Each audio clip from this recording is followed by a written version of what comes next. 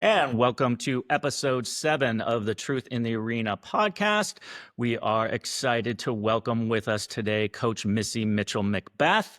Coach McBeth has 20 years plus of experience as a strength and conditioning coach. She has coached at every possible level, from D1 at the college level to in public high schools to at the club level.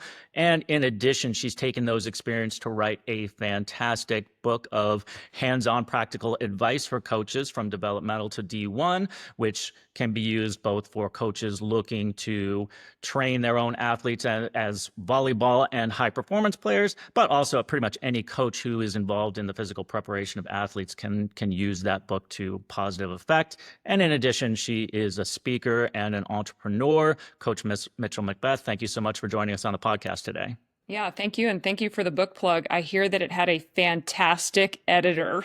Word on the street, but the thing about being a good editor is you kind of do it behind the scenes. And so hopefully what you do doesn't get noticed. It just makes things better. Absolutely. It's like being a strength coach, right? Exactly. It's not, hey, look what I did. It's look what you became. So that's the idea.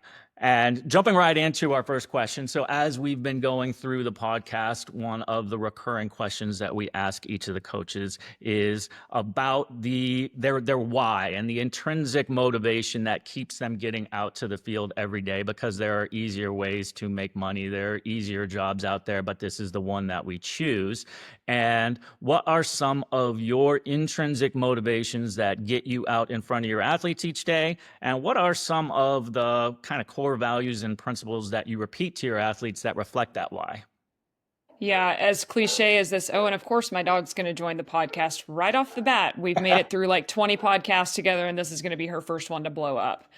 But kind of the same as everyone else, like I'm here to build relationships with athletes and to help them. What that looks like for every kid is going to be different. Like I put out a tweet this morning where it's like physical performance is cool, but what's even better is like I have a kid that last summer couldn't read her sheet, her lifting card. And now it's like this summer she's teaching other kids. She's telling me how many reps there are. And the bigger layer to that is she has dyslexia. So it's not like a normal kid figuring out how to read their sheet, right? Like this is a level up for her. And so, that, or I've got another kid in the group that like 6 months ago, she's coming in like wrecking through hurdles as we're, leaping over them. And now it's like, hey, I need you to go be the demonstrator. So that's a confidence booster. So instead of having like this big overarching, like we're going to do X, Y, and Z, it's just going to be a little bit different for every kid. And I'm going to try to take that N of one approach, especially in the setting that I'm in now, where I've like got 7 kids in a small group session. But with that, like from a core value perspective, I think that's one of those things, like you ask 10 coaches or you take somebody in on a job interview, what are your strengths? And everyone's like, oh, work hard and discipline and like all that kind of stuff. But it's like, I don't see a lot of hard work going on. So like, right. Is that really a core value that you hold? So for me, I had to like do a core value determination exercise a couple years ago. And I think I came up with a list of 6 things. And now not only am I too frazzled in life to like remember those 6 things, much less live them, but basically I've pared it down to consistency and transparency. And if we can be those, and I think that those are 2 things that I do a generally good job with. And those are things that I can live. Those are things that I can execute. Those are things that I can model. And with that, that means that those are things that I can require out of my athletes, and things that I think that, if we have those things, we're going to work hard. If we have those things, we're going to build connections and that kind of stuff. So those are my big 2 rocks: consistency and transparency. And that leads directly into the next question I was going to ask, where you say, is it a core value that I can live?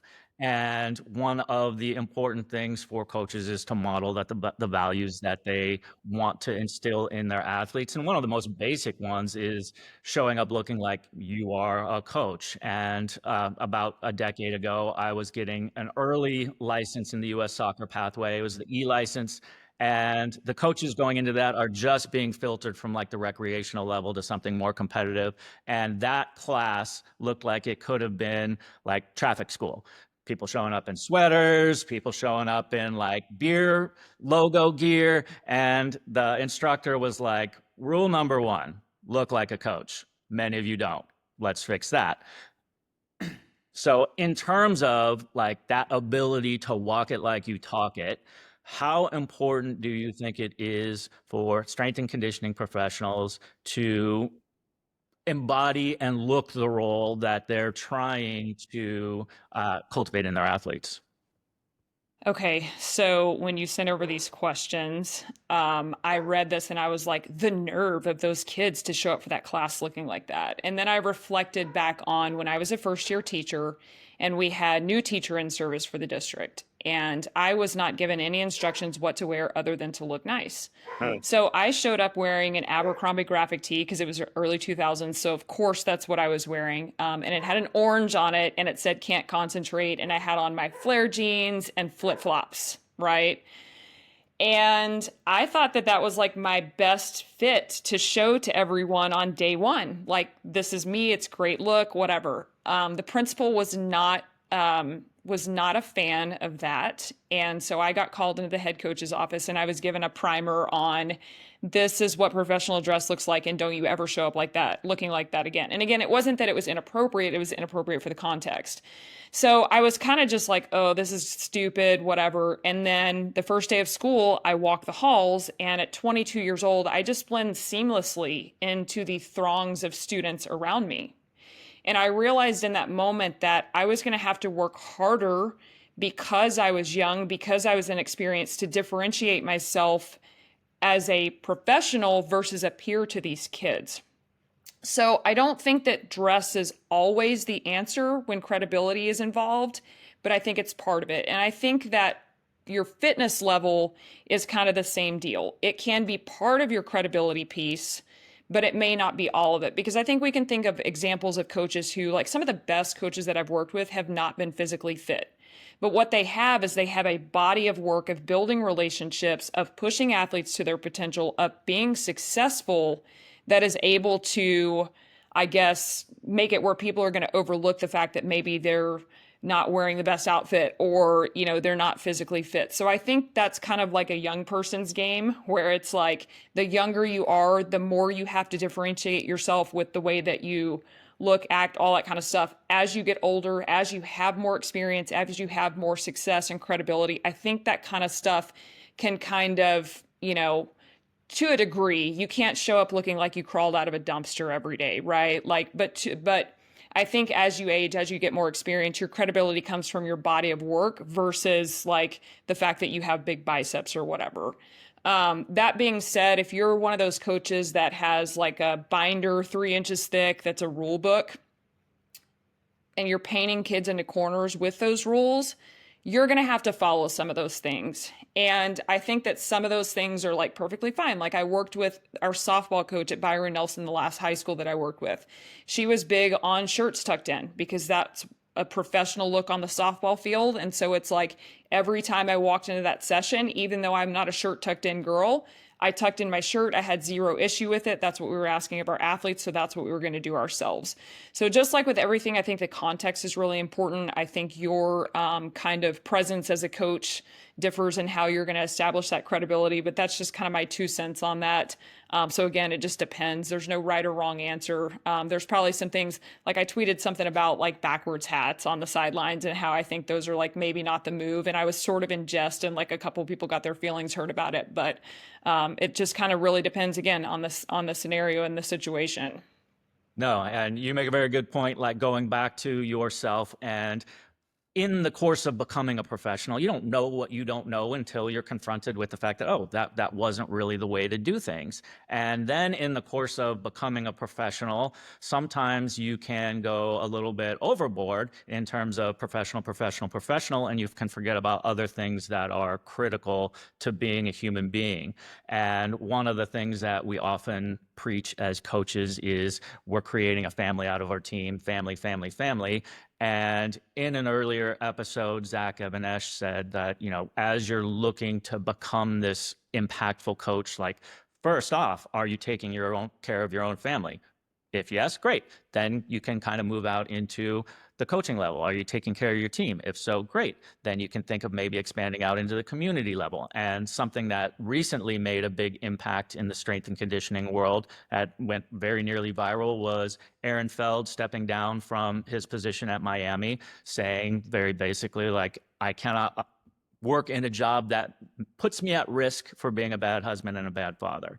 So as coaches preach that, like, family, family, family, what do you think are some important tools that you can suggest for coaches to make sure that they're not neglecting that part of their life and that they are also living role models in that way?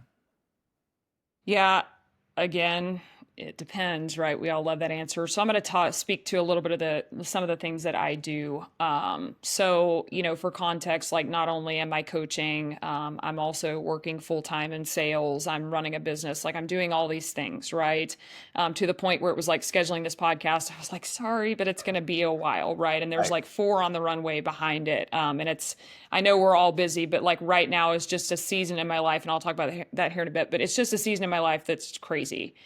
So number one, for me, it is, as much as I said, like as you age, like your fitness level doesn't necessarily have as much to do with your credibility. For me, that has a lot to do with like my state of being. And to the point where you can actually look at how tan I am from how much volleyball I've been playing. And there's a direct correlation between that and my mood. Like when you see me in the winter, like just calmly walk away. Like it's not good, right?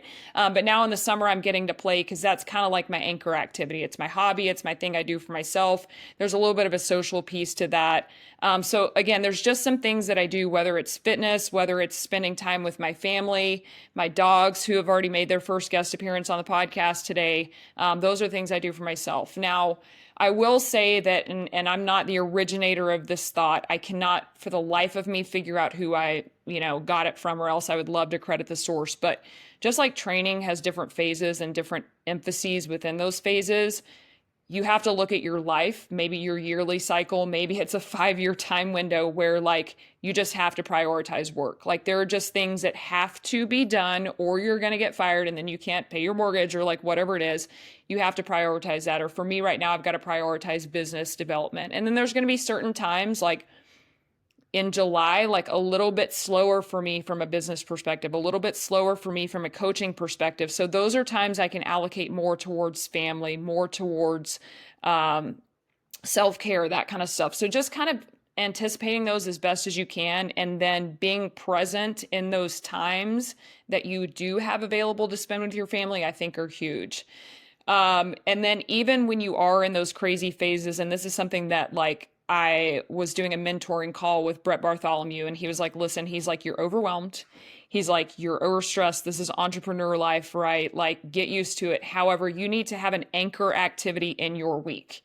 And that is simply something that no matter what, you carve out time to do something for yourself. He's like, it could be go to a movie, like go get your nails done, whatever, which for me, my anchor activity is called Ugly Day. And Ugly Day is where I don't wear any makeup. I wear like whatever I got up in wearing. So like clothes may not match. Like the only thing that I really do on that day is like brush my teeth, and I might put my contact in or I might wear my glasses.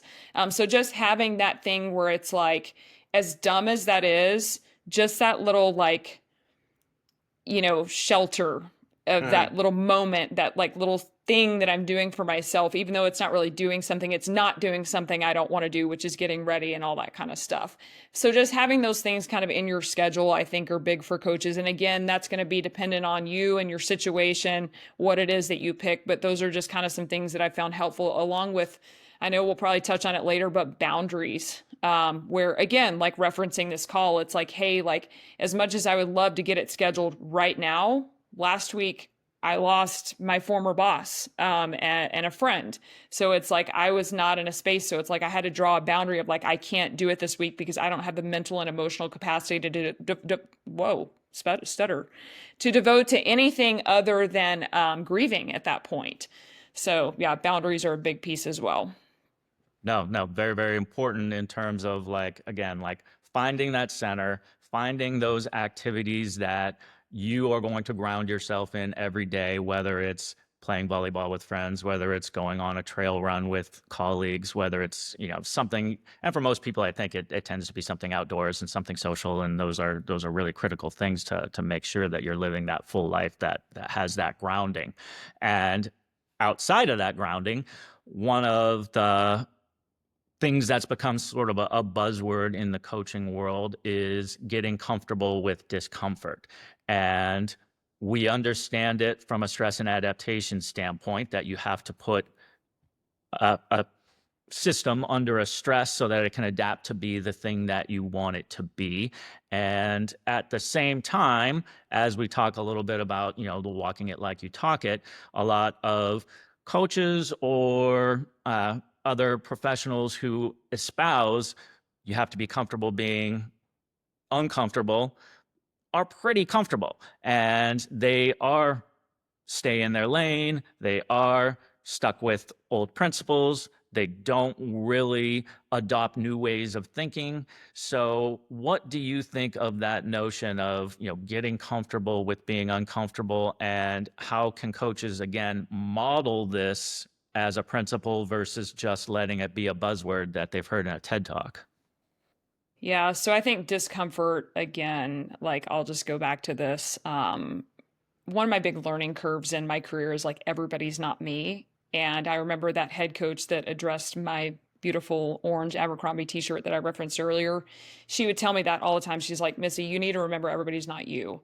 But anyway, yeah, so it's going to be personal. So what, is a breeze for you may be really taxing and challenging for me for any one of a number of reasons, right?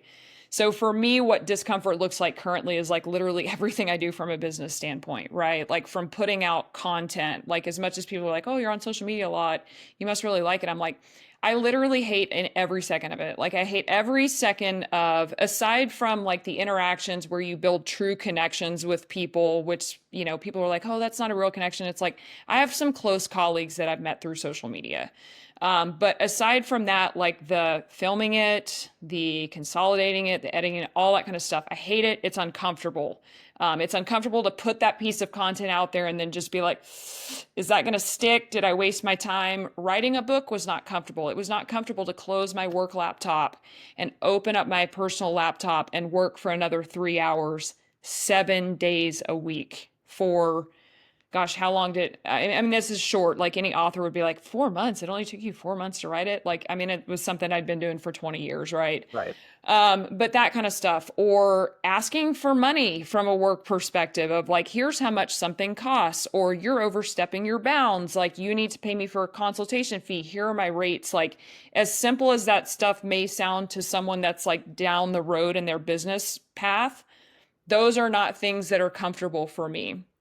From an athlete perspective, the concept is the same. There may be one kid that can knock out 10 push-ups, no sweat, and then another kid's fighting for their life after 2. So what makes each one comfortable versus uncomfortable is going to be different. And as much as we say that we want to individualize training down to the letter in our programs, in the group setting, even with 7 kids in my summer training program, there still is going to have to be consistency across that small group. So it really sometimes becomes just a matter of like, listen, the way to be uncomfortable is just for you as an athlete to do the training program as it's written, as it's designed, and not have a coach hold your hand and regress everything or come, be your cheerleader or whatever it is, but with that, with the expectation of there's going to be some things that are harder for you or harder for this other kid or whatever it is, you as a coach have to create a safe environment that allows them to get comfortable with failure. Now, obviously, we don't want them to keep failing. We want them to eventually succeed.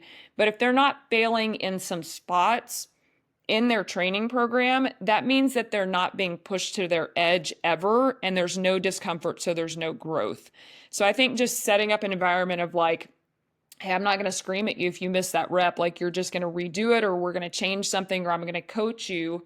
That allows them to fail. Or, you may be the worst in the group at push-ups today, but that's fine because you're the best at jumping. So again, like having opportunities to get uncomfortable, but also like having the safety, like the emotional, mental safety in place to allow them to be okay with pushing themselves to those places.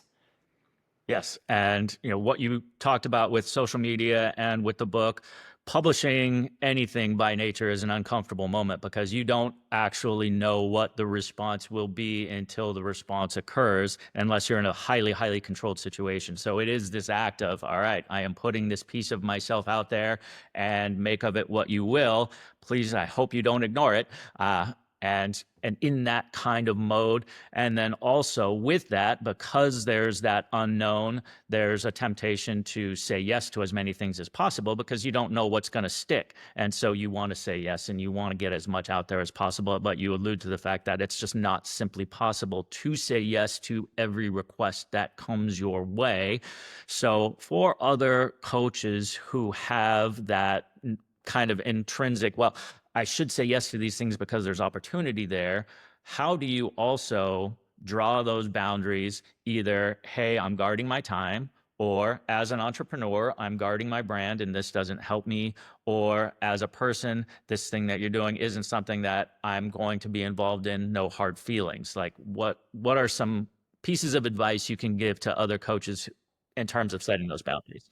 If you have some ironclad ones, I would be very open to hearing them because this is, I mean, it's really a struggle that I have on a daily basis of, what do I answer? What emails do I field? Who should I ask to pay for something? Who should I just network with? So kind of what my flow has become on that, with opportunities, like right now, I'm still kind of in the phase of like saying yes to everything, like every speaking engagement, I'm going to say yes to every podcast. Like there may be a delay, but I'm going to get on there because, the hard thing is you always want to give back to the field. And as coaches, we're trained to be poor and overstressed. So, like, why not just continue that as an entrepreneur as well? Because that's just my baseline, right? But it's like you don't want to ever be too big for someone's podcast because you actually don't know when you're going to get heard on that, and it's going to create the next opportunity, or when that person that you took a call with and were nice to is then going to get you a pretty high paying speaking engagement where you're also sponsored later down the road. Uh-huh. So it can be really challenging to vet some of these opportunities. So kind of what my flow has become is if it's a friend, like we've met in person, we have a relationship. There was one in my driveway this morning picking up my husband for the College World Series. Like if he calls me and he wants to talk about training, I will always take your call. We're going to talk. It's going to be an exchange, even if it's just the 2 minutes of, hey, how are you? Starting off, I'm not going to be like, oh, you need to pay me for this advice or whatever.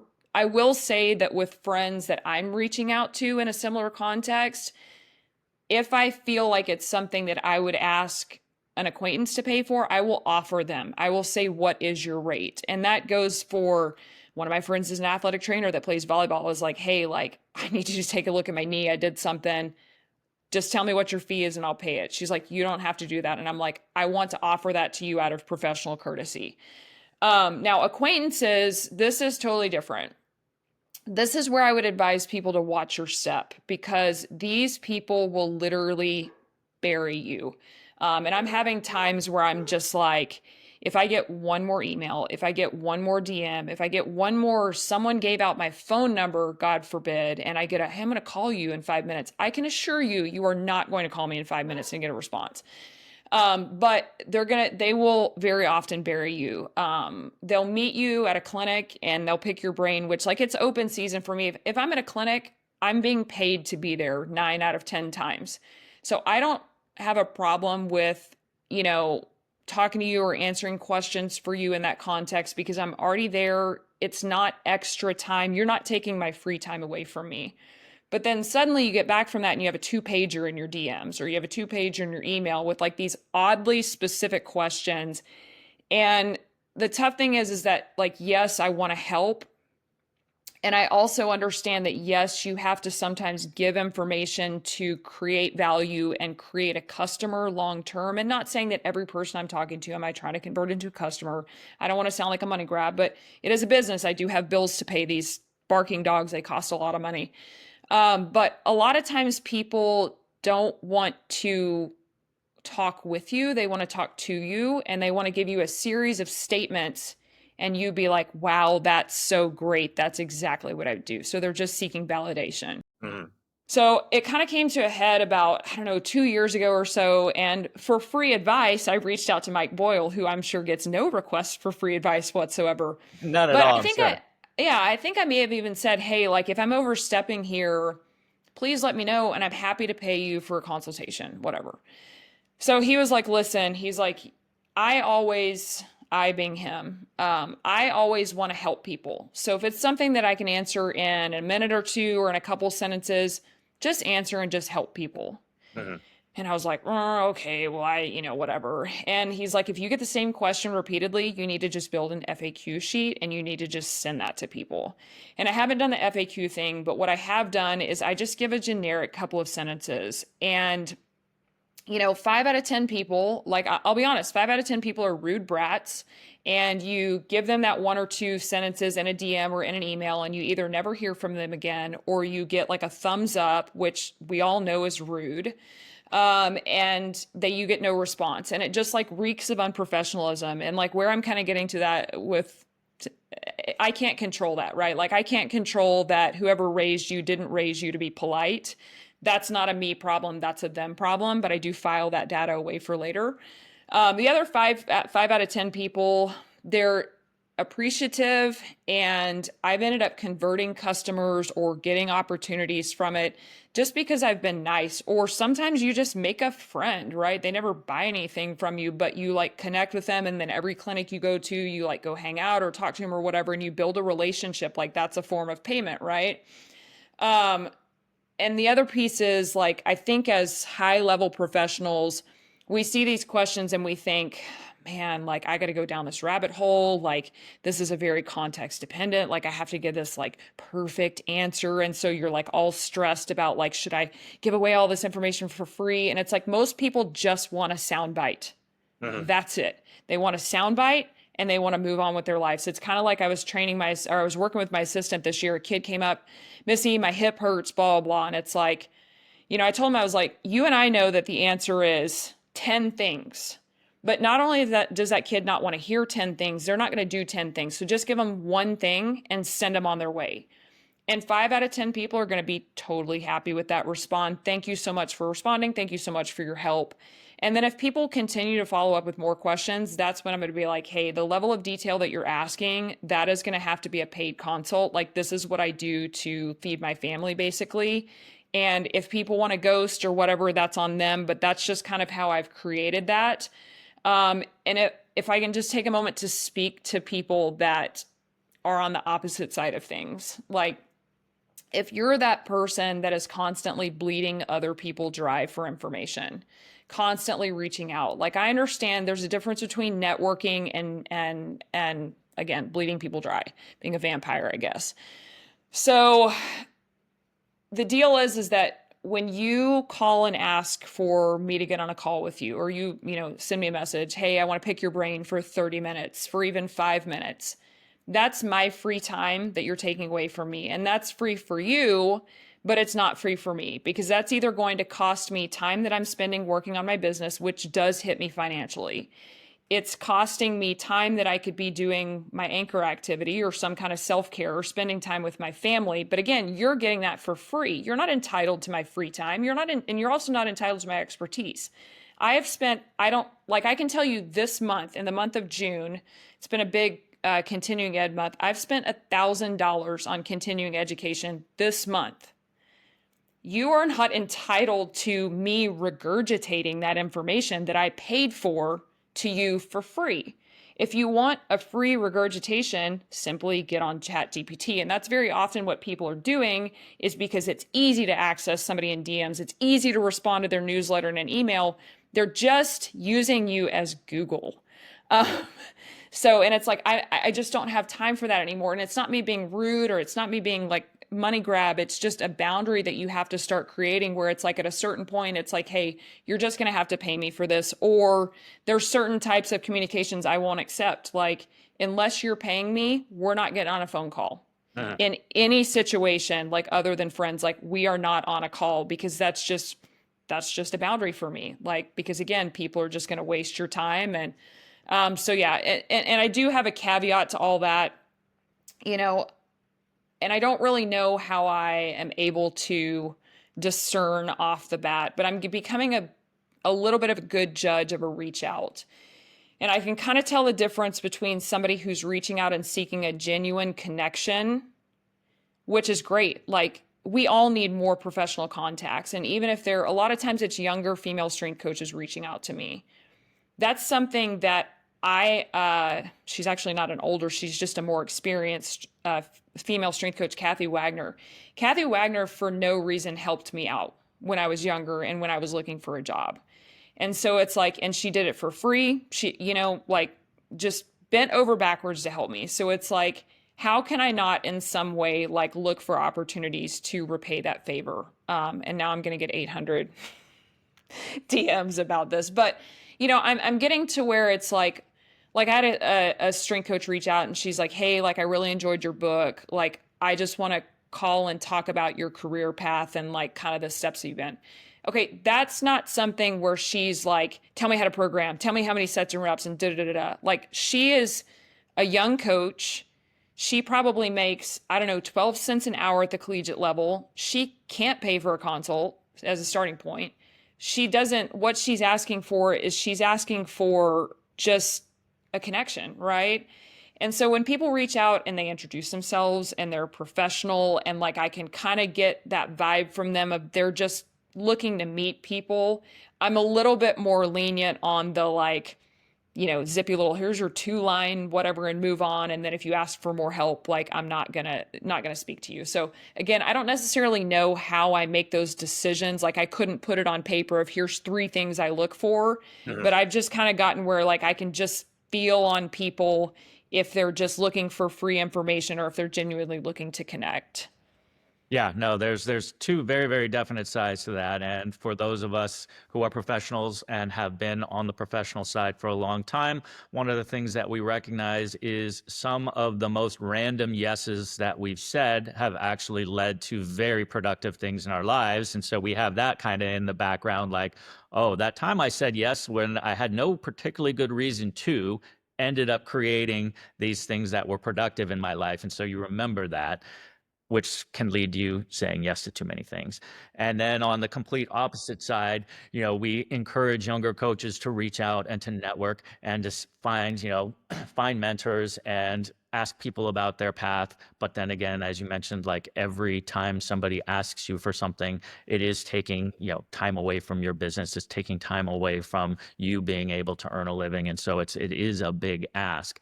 So one last final question, as a role model for female coaches and in terms of giving back, just for those younger female coaches who are looking to advance in their careers, what would you say are like just some of the basic steps? So when you're reaching out to someone, to make sure that you're not taking advantage of their time, but using their time as wisely as possible and as productively as possible. Any last ideas on that?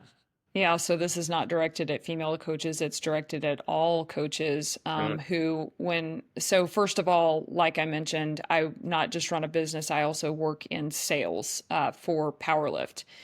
And with that, I operate in the business space with other business people, athletic directors, project managers, architects, people who don't just send a demand in an email. There's like a sandwich, right? Hello, I am so-and-so.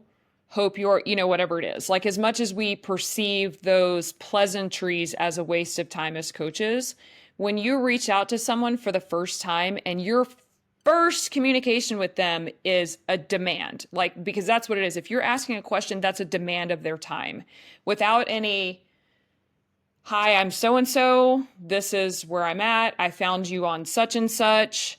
I really liked blah, blah, blah. I had a question about this, right? So that would be the template. Greeting, some type of background and introduction, and then why are you here? And then if it is a question, make sure it's actually like a well-phrased question. Like the number of questions that I will get that I'm just like, or it'll be a statement. I'm like, what would you like me to do with this? And the athletic director that I most recently worked for, he said that one of the most valuable pieces of advice he ever got was parent complaints and emails. If they're just like sending an email that's just like a barrage of like, coach did this and this and that, like if there's no question in there, he's like, I'm not responding to it because they didn't ask me anything. They're just yelling at me in email. And so that's kind of the same thing where it's like, if you're just making a statement, like if you have a question, ask it and ask it with clarity. Like, don't make me like try to discern what it is that you're trying to ask from me. So be very clear, be very polite, be professional, because again, like I'm not a person that needed that stuff. I didn't need the good morning, how are you? But now that I work in the business world and I see how that operates, whenever I get messages that come from people that are just like, ugh, I need this, I'm like, so rude, like you're offending me, back down. So I think just being overly cautious with the amount of professionalism that you use goes a long way. No, I think that's an incredibly valuable point for coaches and really for anyone, where the opening line of an email, hope you had a great weekend or whatever, it doesn't need to be said because you're not asking like, I hope you had a great weekend, but the absence of it, the cut, like, I don't have time for niceties. I'm going to just jump right in. And all I want from you is this one little thing and be fat. That's, then we start to become like people who don't connect well. And there's a reason why we have some of those social niceties and why that's part of being a professional is taking the extra 15 seconds to write something that has that greeting, then context, then a clearly defined question. So thank you very much for taking the time to talk with us today. A lot of really important things that you were able to go over in terms of being a professional, having the kinds of principles that you're able to live and embody, and then things that coaches at any stage of their career should be able to take away from this and apply in their own lives. Yeah, thanks for having me on. Absolutely. All right. We will see you the next time. Bye.